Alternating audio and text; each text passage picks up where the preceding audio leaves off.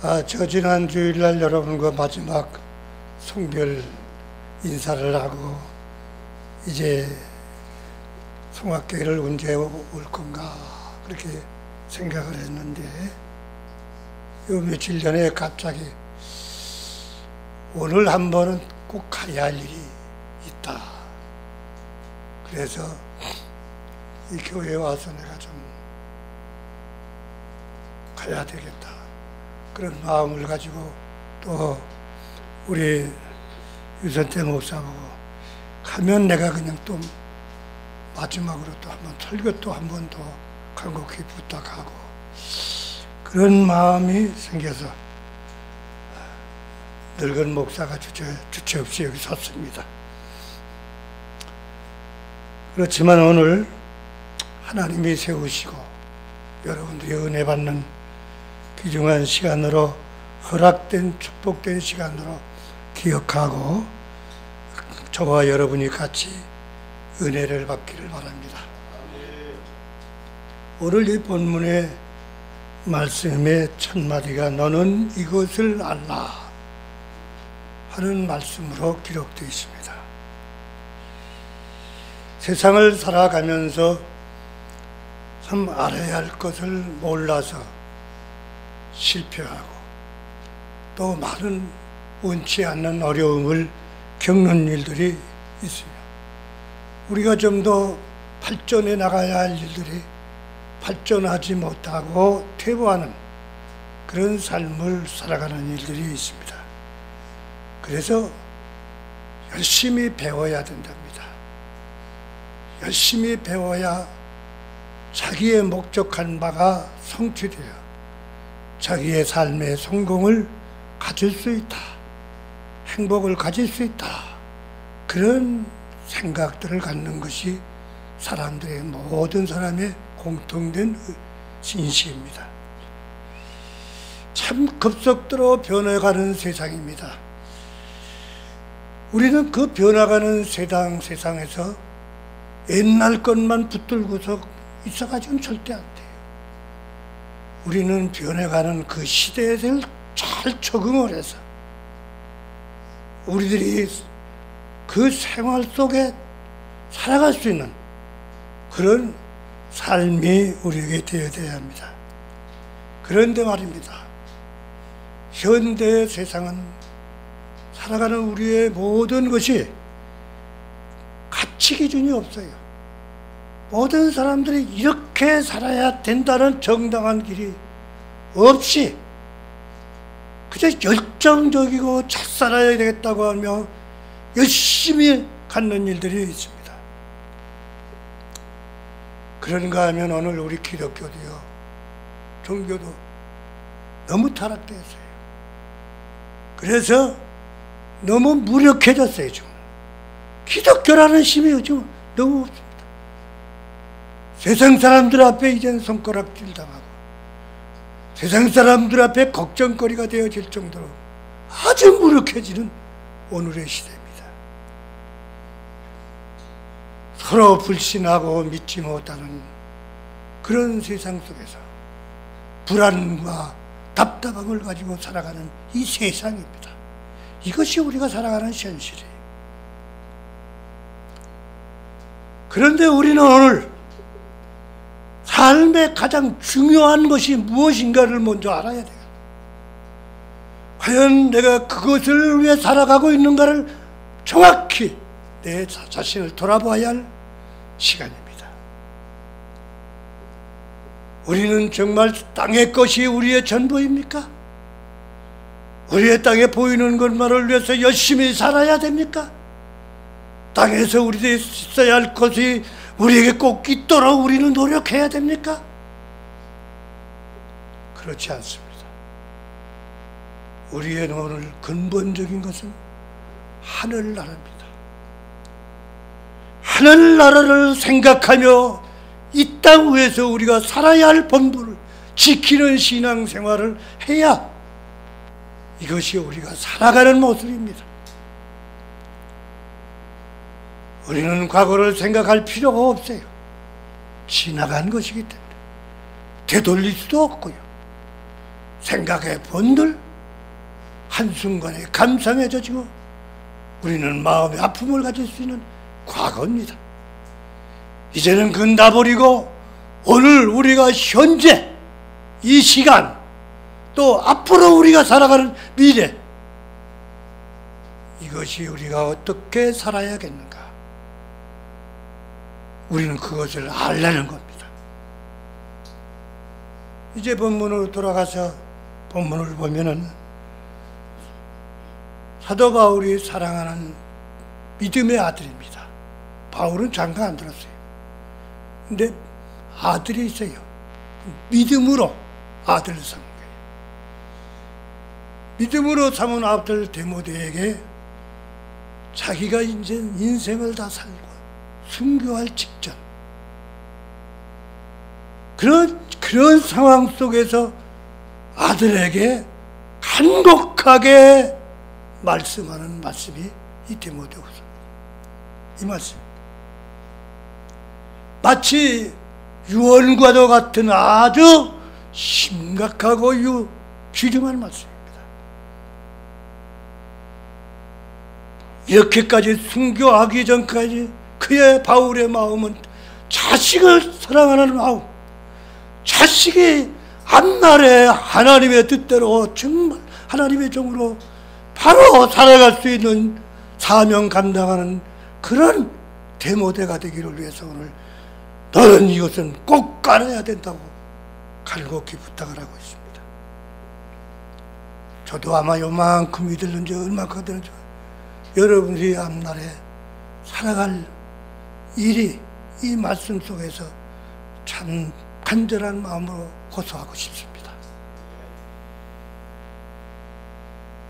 참으로 사도 바울은 13권의 성경을 썼습니다. 제일 먼저 쓴 것이 데살로니가서죠. 그 다음에 마지막 이제 죽음 직전에서 쓴 것이 디모데후서입니다. 사도 바울은 자기의 일생을 돌아볼 때 많은 고난을 당했습니다. 핍박을 당했습니다. 어려운 일이 자기 앞에 닥쳐왔습니다. 그런 살아온 세계를 돌아보면서 앞을 내다보는 바울, 그 앞은 내가 당한 이런 어려움보다도 더 어려운 일이 앞에 닥쳐올 것이다. 이것을 디모데가 이걸 어떻게 감당할 것인가, 디모데에게 그 사실을 미리 알려주는 겁니다. 이런 세상이 될 것이니 너는 그런 자리에서 잊지 말고 돌아서서 하나님의 그 거룩한 사명을 감당하라는 겁니다. 그래서 오늘 우리는 이 본문의 특징에서 너는 이것을 알라고 하는 뜻이 무엇이냐? 우리는 도적질을 하는 사람이 우리 집에 올 것이다 미리 알게 됩니다. 그러면 도적을 방패할 수 있도록 문단속 잘하고 자지 않고 깨어서 도둑 맞지 않으려고 준비할 것입니다. 우리 앞에 많은 환란이 이제 닥쳐올 것이다.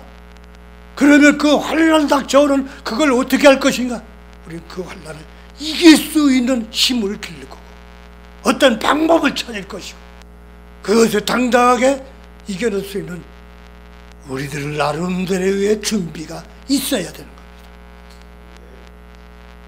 여러분들의 우리는 내가 괴로운 일을 당할 것이 우리 앞에 다가온다, 슬픈 일을 당할 것이 우리 앞에 지금 오고 있다, 그렇다고 하면 나는 마음을 강하게 하고 그런 일들에 대해서 실망하지 않을 어떤 내 마음속에 강건한 마음을 갖도록 그렇게 할 것입니다.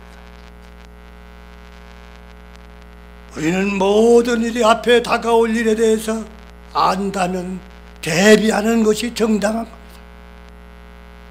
그 일에 대해서 대처해 나갈 수 있는 준비하는 것이 당연한 것입니다. 그래야 우리는 견딜 수 있고 살아갈 수 있는 겁니다. 우리의 신앙생활도 마찬가지입니다. 우리 앞에 이제 다가올 많은 일들이 있는데 그 일들을 오늘 성경에서 우리에게 말하고 있습니다. 성경에서 말한 말씀대로 오늘날까지 그대로 지금 이루어지고 있어요. 성경의 예언 말씀이 그대로 다 지금 이루어지고 있습니다. 그러니 오늘 우리는 우리 앞에 되어질 일을 사도 바울이 지금 이 성경을 통해서 우리에게 가르쳐주고 있습니다. 바울은 디모데가 알아도 되고 몰라도 된다. 그런데 내가 이렇게 말한다. 그렇게 말하는 것이 아닙니다. 반드시 일이 있을 테니 너는 그것을 잊지 말고 있으라. 이런 일을 있으면 참 유언적인 말씀은 너무너무 귀한 겁니다. 부모가 마지막 유언한 말씀 잊어버릴 수 없어요. 잊어버릴 수 없어요. 나는 우리 아버님이 제가 모시고 있다 세상을 살아계신 병원에 마지막 가서 임종하시죠. 나를 향해서 형제와 화목하라. 우리 형제들 불러놓고 좀 재산 조금 있는 거 가지고 싸우지 말고 내가 이 세상에서 너희들에게 다 줄 만큼 줬지만 이 목사한테는 하나님의 상직으로 하나님이 다 지켜주시기 때문에 내가 못 줬어. 근데 땅 조금 있는 거는 우리 이 목사를 통해 너희도 거기서 조금 더 다 유언을 해. 근데 그 유언이 지금도 머릿속에 참 돌아가 병원에 가시고 나는데 쪽지가 하나가 딱 떨어져 있어요. 아들아, 네가 정말로 나를 위해 너무 수고만 했다. 고맙다. 자, 열심히 충성하라. 성경 만들자. 그 쪽지를 내가 갖고 있었는데 요즘은 어딘지 몰라요. 잊을 수 없는 거예요. 이렇게 심각한 말씀에 대한 유언. 오늘 우리도 이 말씀을 신박하게 잊어버리지 않도록 여러분들 마음에 간직한다고 여러분들의 앞날의 생활은 분명히 승리하고 하나님을 위한 훌륭한 하나님의 자녀로서 살아갈 줄 믿습니다.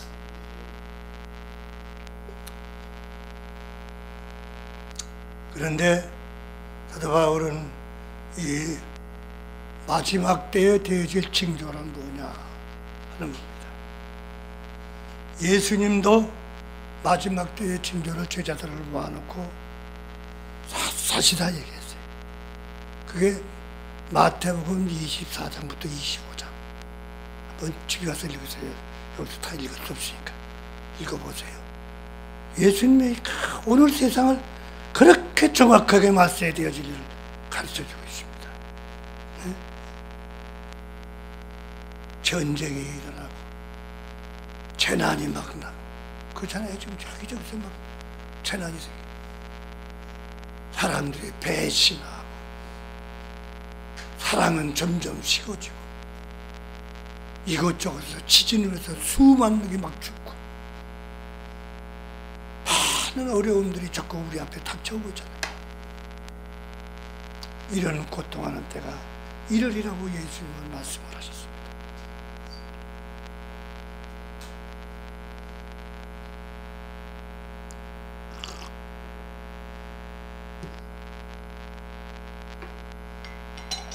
그렇다고 하면 말세의 징조 속에는 제일 먼저 우리 나에 대한 징조입니다. 나에 대한 징조. 그 말세에 나가 어떤 일이냐? 사람들이 조금 자기를 사랑한다는 거예요. 자기를 사랑한다. 여러분들 예수님 사랑하세요? 하나님 나보다 더 사랑하세요? 그렇다고 하면 여러분들 훌륭한 신자입니다. 최고의 은혜를 받으세요. 하나님 사랑한다고 해도 내가 어려운 일 당하면 나 살자고 난 몸부림치지. 하나님 생각 안 합니다. 하나님 일이야 뭐예요? 내가 죽겠는데 내가 병들어서 어쩔 수 없는데 나부터 생각합니다. 하나님의 일보다는 내가 잘 돼야 된다는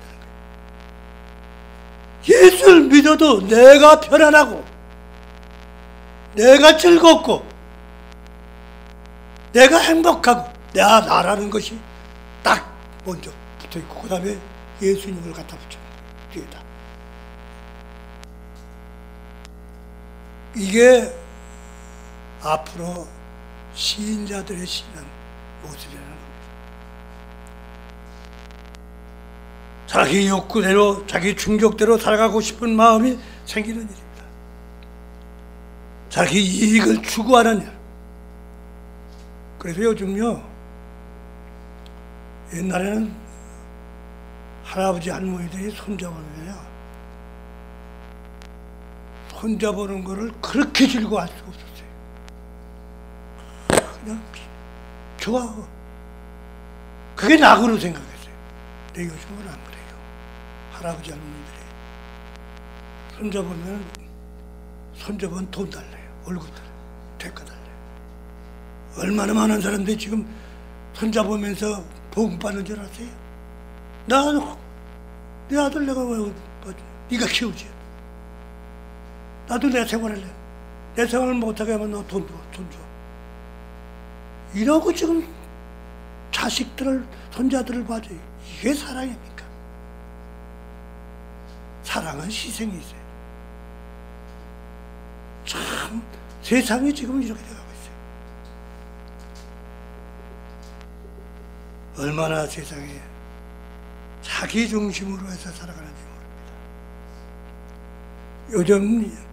요즘 우리나라 이혼이 OECD 나라에서 제1위래요. 얼마나 부끄러운 일입니까? 왜 이혼합니까? 자기 중심이기 때문이에요. 자기 생각대로, 자기 주장대로, 자기 마음대로 되지 않는 데서 당신하고 마음에 안 맞아 못 산다는 거예요. 마음에 안 맞아서. 당신 생활 생각이 패턴이 달라서 못 산다. 자기 중심입니다. 희생이라는 게 없어요. 희생이라는 게. 이제 날이 갈수록 세상은 강팍해져 갑니다. 여러분들 세상이 이러고 아주 좋아지고 인정이 있고 사랑이 넘치는 그런 세상 되리라고 생각합니까? 천만에요. 해마다 여러분의 신문지상을 통해서 세상 돌아가는 거 얼마나 끔찍해. 어떻게 인간이 이럴 수 있는, 이제 조금씩 마비가 돼가는 것 같아요. 그런 사건이 일어나면 또 그런 사건이 일어났구나. 이렇게 조금 돼가요. 얼마나 자기 중심적인, 자기 기분대로 자식들을 패 죽이고 말이야. 자기 화풀이 해서 자식 죽이고 비참한, 참으로 어떻게 그럴 수 있는가. 세상이 되고 있습니다. 이런 일들이 한 건도 아니고 지금 자꾸 그 정도. 여러분들이 앞으로 너는 뭘 하려고 그러냐? 세상은 강팍해지고 너희들의 마음들이 점점 강팍해질 것이다. 이걸 알고 정신 차려라는 겁니다. 세상이 그렇게 되기 때문에 그런데 저자다 자기도. 그 다음에 너는 뭘 하려고 그랬지? 이것을 하려고. 돈을 사랑하는 시대를 하려고. 이젠 돈이 최고라고 하는 생각으로 살아가는 시대가 다가온다는 거예요. 돈 만능주의. 돈만 받으면 몇십 명, 몇백 명이라도 그냥 사기쳐가지고 자기가 가지고 돈 얼마나 악독. 수많은 사람을 울리고 괴롭히고 고통을 당하게 만들어요. 이런 짓들이 얼마나 지금 세상에 이루어지고 있어요. 자기 돈만 살아요. 돈이면 무엇이든지 된다는 인식이, 그게 바로 또 돈 가지고 모든 문제를 해결해야 된다는 그런 인식이 돈으로 완전히 사로잡혀 살아갑니다.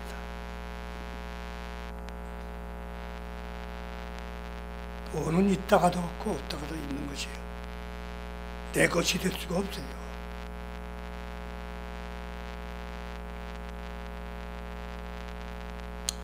어느 부모가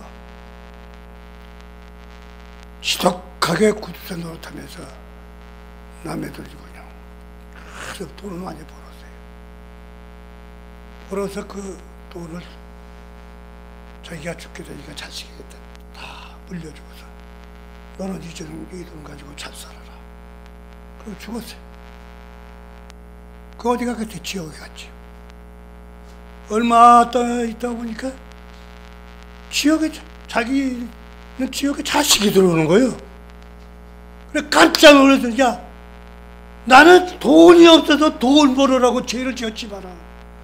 너는 내가 그 많은 돈을 벌어서 너 어떻게 좋으니 너 그 돈 가지고 선한 일하고 좋은 일하고 편안하게 살라고 바랐거늘 너 왜 여기 들어왔느냐 이거예요. 어째서 이 지옥에 왔다. 아들이 하는 말에 아버지가 돈을 주어서 그랬습니다.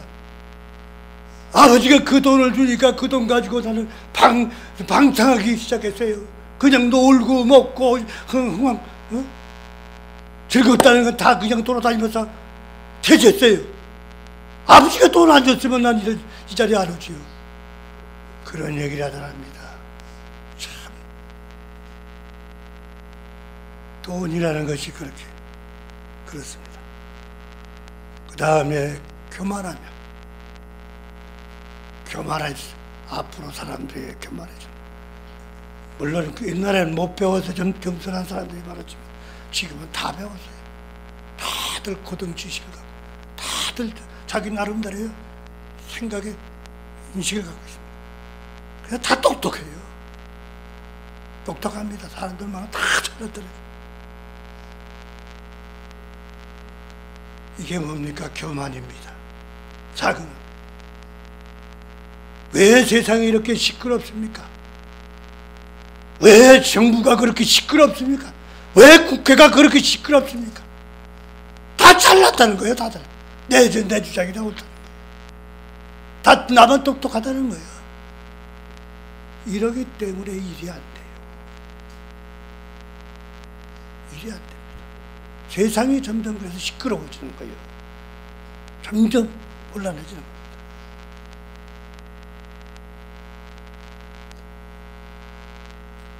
옛날에는 사촌이 땅을 사면은 배가 아프다고 그랬잖아요. 그런 얘기죠. 지금은 그렇지 않아요. 형제가 땅을 사면 배 아파요. 요즘 롯데그룹인가 뭐 그 형제들 뭐 신동빈이하고 신동빈 재산 싸우는 그 사람들이 돈이 없어요. 먹을 것이 없어요. 저들이 쓰고 싶을 때 쓸 돈이 없어요.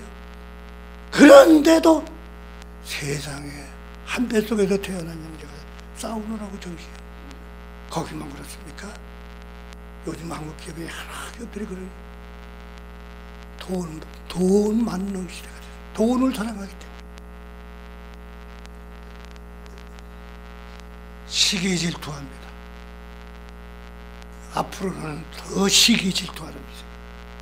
이해하고 좀 봐주고 져주고 그거 없어요 이제. 어느 사회 속에서도 남이 잘 되는 거 보면 그냥 깎아내리려고요. 요즘 언론에서 보면요 그냥 언론에서 깎아내리는 거예요. 깎아내리는 거예요. 뭐 국회의원 뭐 나오는 사람 보시면 그냥 깎아내리는 거예요. 칭찬을 요만큼 하고 깎아내리는 건 이만큼. 세상이 그렇게 되고 있습니다. 남이 잘 되는 걸 못 봐줘요. 잘 되는 거 보면 고연히 이 말 저 말로 그냥 험담을 하고 해서 인격을 모독시킵니다. 어느 천사가 땅에 내려와서 두 사람이 동행을 하고 있는 곳에 같이 갑니다. 가면서 천사가 그 두 사람한테 이런 얘기, 내가 이 세상에 복을 주러 왔는데 너희들을 처음 만났다. 너희들에게 내가 복의 조건을 제시할 테니까 두 사람이 의논해서 복을 받도록 하자. 첫 사람에게 주는 복이 열이면 둘째 사람에게는 첫째 사람이 복을 달라고 얘기하는 열이면 둘째 사람은 자동적으로 20을 준다. 자, 그러니 누가 먼저 복 달라고 얘기했어요? 둘이서 네가 먼저 말하라, 내가 먼저. 그냥 진탕 싸우다가 있는데도 감정이 못 받친 이 한 사람이 가만히 생각해. 야, 이왕 난 눈 한쪽 가지고만 살 수 있지만은 저 사람 눈 한쪽 둘 다 빼버려가지고 못 살게 말이야. 내 눈짝은 눈 하나 빼주세요. 그렇게 하라. 그러면 뭐예요? 이 사람도 둘 빼야 되나? 이렇게 사람들이 약해요. 이런 시대가 돌아올 겁니다.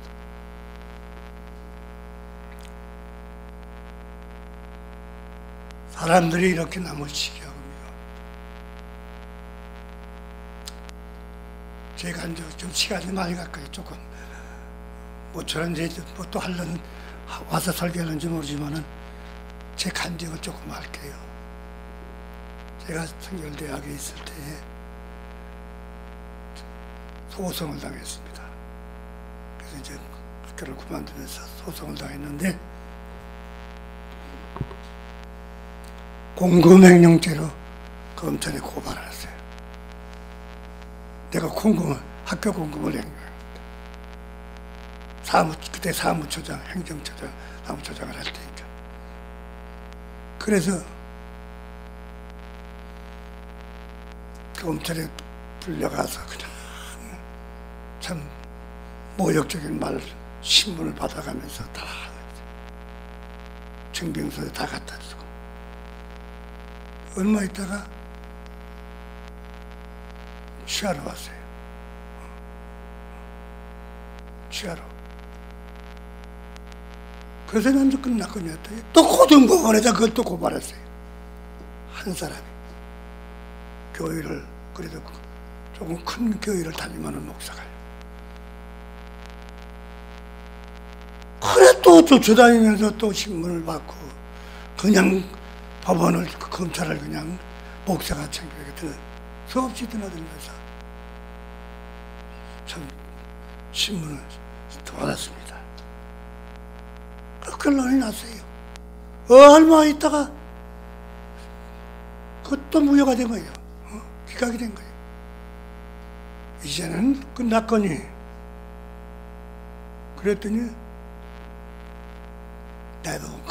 대검까지 또 고발한 거예요. 대검 고발한 건 몰랐어요. 대검은 부르질 않아요. 서류 심사하기 때문에. 얼마가 지나가니까 대검에서 통지가 왔는데 소송 각하로 이유가 딱 왔더라고요. 이야, 어떻게 목사가 나를 이렇게까지 매장하시게. 나를 학교에서 이런 매장을 시켜 밖으로 내보내야 이 목사가 교단에서 맥도 못 치고 병신같이 뒤떨어지가.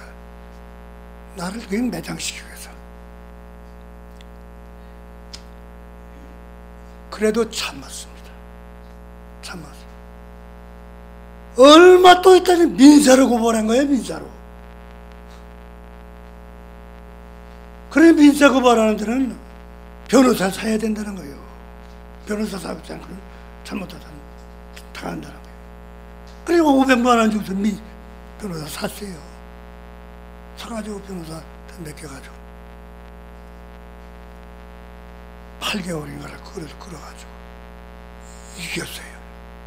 각하가 됐어요. 취하가 됐어요.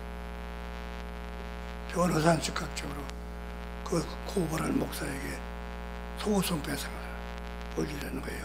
그동안 변호비, 인권 무시하는 거, 뭐 명예훼손 계속 빨리 올린대. 자기가 서류 다 만들어 줄 테니까 빨리 오라고. 저는 안 갔습니다. 분노가 꽉 찼죠. 어느 날 제가 늘 가끔 이러고 보면 산을 갑니다. 저 수리산을 가는데 저녁 때 수리산을 가서 혼자서 찬송을 부르고 기도하면서 있는데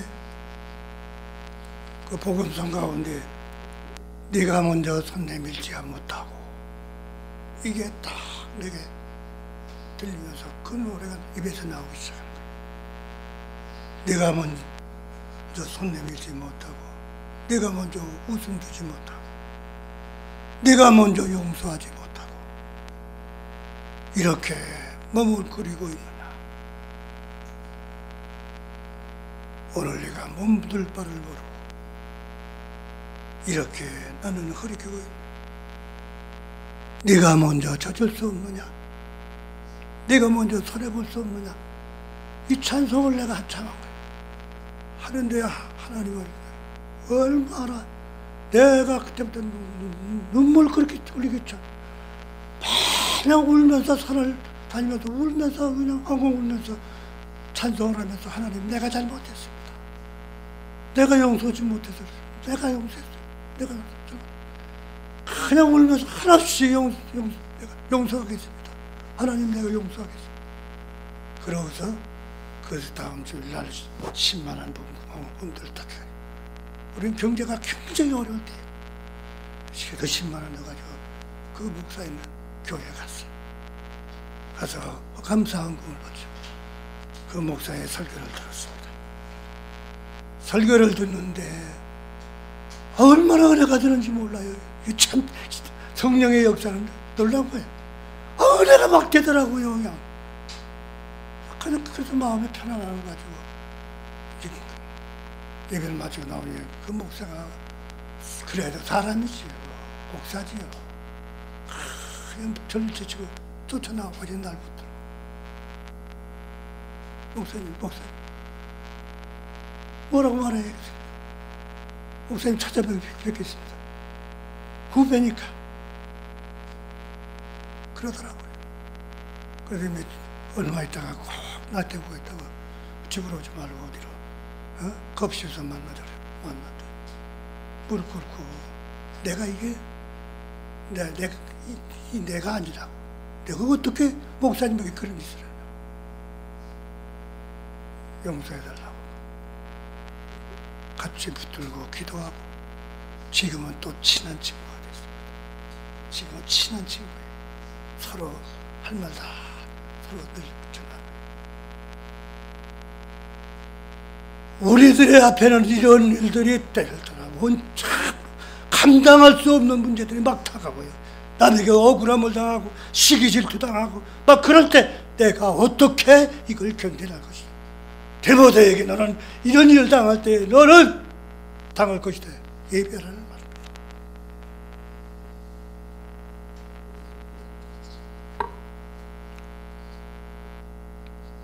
가정이 파괴됩니다. 이웃에 대한 회방하며 부모를 거역하며 성경에 부모를 거역한다고 본문에 회방하며 부모를 거역하며 요즘 부모 때려 죽이는 자식 아니 부모 학대는 자식 멀쩡한 자식들이 서울에서 잘 살고 여기 잘 살면서도 그 부모 독방 생활하면서 말이에요. 그 고생하는 신문에 좀 언론에 조금 나오니까 제 그런 사람들이 지금 얼마나 비추고 옛날에 그랬어요. 부모 섬기는 것이 자식의 도리로서요. 부모도 한번 천벌받는다는 인식까지 부모 섬겼잖아요. 지금은 아니야. 다 키워놓으면 엄마는 엄마고 아버지는 아버지 나는 나야. 다 걸러서 젖어서 살고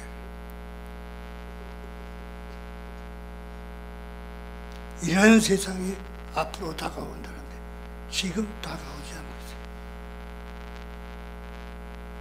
세상은 점점 악해져 갑니다. 참소하고 고발하고 시간이 많이 가서 또 좀 뛰어넘어가서 마지막으로 우리의 마지막 때의 신앙의 징조는 어떠냐. 마지막 때의 세상은 그렇고 마지막 때의 신앙 징조는 하나님보다 쾌락을 더 사랑한다. 쾌락이 뭐예요? 내가 기분 좋아하는 거, 즐거운 거, 자기 욕망 충족대로 살아가는 거, 이게 쾌락이에요. 세상에 얼마나 쾌락을 좋아하는지 말입니다. 나는 며칠 전에 인터넷 신문을 보고서 놀랐어요. 참, 독일이네, 독일.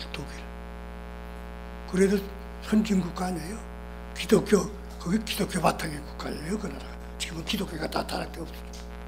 거기 기독교 목사들에게 생활비를 주는 데예요, 국가가. 그런데도 거기에 동물과 상교하는 법을 통과시켜달라고 내놨다는 거예요. 동물하고 인간이 성교하는 걸 합법화시켜달라고. 이런 세상이에요. 어떻게 그런 생각이 말도 못할 년들이 해서 올려왔다고 기각시켰다는 거예요. 인터넷 신문에서 내가 분명히 봤습니다. 이런 세상입니다. 우리의 신앙의 말세의 징조는 뭐냐? 요즘 동성연애 여러분들 알잖아요. 기독교도 요즘 기독교 일부에서 동성연애 지지하고 있어요.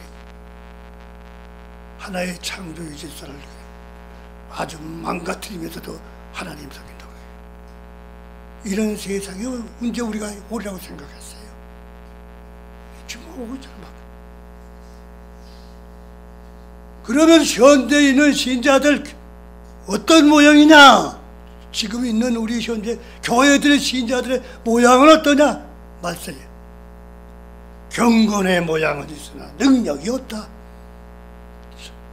모양은 있죠. 신앙생활하는 모양은 있어요. 교회 와은 예배 잘 드려요. 찬송 잘 불러요. 기도 잘해요.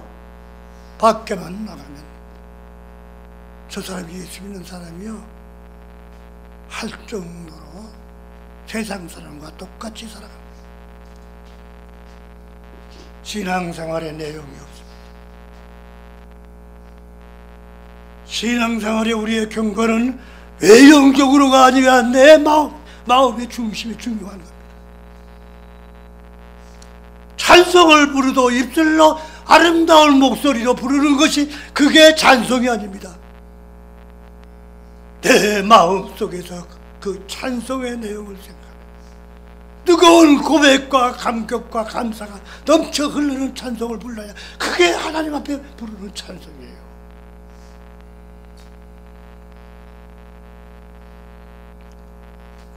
기도 잘한다고요? 그게 능력입니까? 아니에요. 요즘들 기도 못하는 사람 어디 있어요? 찬송 못 부르세요. 교회들마다 다 찬송, 우렁찬 성가대의 찬양 소리. 그러나 그 목소리가 하나님께 더 마음이죠. 마음이죠. 성경은 지식뿐이고요, 삶의 실천이 없고요. 그저 신앙생활이 어쩌면 기계적으로 주일날이니까 교회 가야 돼. 예배 시간이니까 예배 드리고. 기계적인, 어떻게 보면 하도 오래 신앙생활 하다니까 습관적으로 교회 나오고, 안 나가면 마음이 허전하고 괴롭고, 그래서 있다가 뜨거운 감정과 감격이 없습니다. 스펄전 목사가 하루는 훌쩍훌쩍 울고 있는 거예요. 그래서 부인이, 여보 어디가 아파서 그래? 왜 이래? 갑자기 울어? 어디 아파? 하고 얘기를 하니까 그가 하는 말이, 웬일인지 나는 요새 십자가를 생각하면 마음이 뜨겁지도 않고 눈물도 없어. 아무 감각이 없어. 내 신앙의 위기가 왔어. 자기 신앙의 위기가 왔다고 울더라는 겁니다.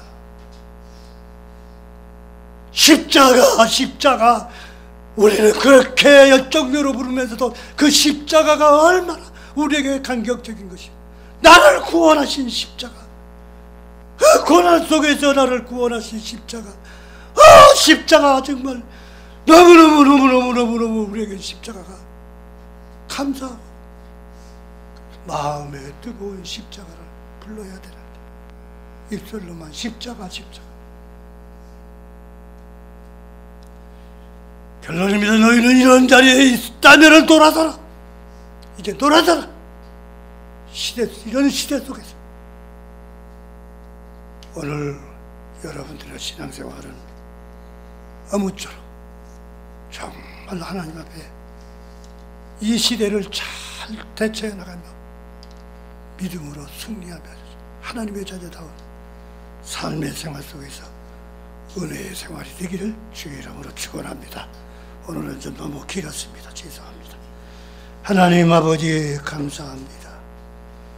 오늘도 하나님은 저들에게 이 앞에 되어질 일을 우리는 모르지만, 죽고 사는 것도 모르지만, 그래도 하나님의 말씀을 통하여 세상이 앞으로 되어질 일을 가르쳐 주시고 우리의 신앙생활도 그때 되어질 일들을 우리에게 가르쳐 주소서.